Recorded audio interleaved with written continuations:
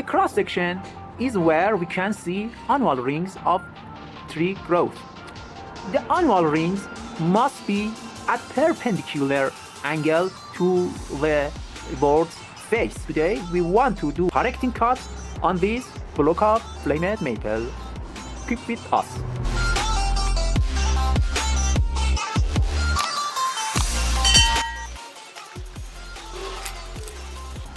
The length of this strip of wood is 20 centimeters.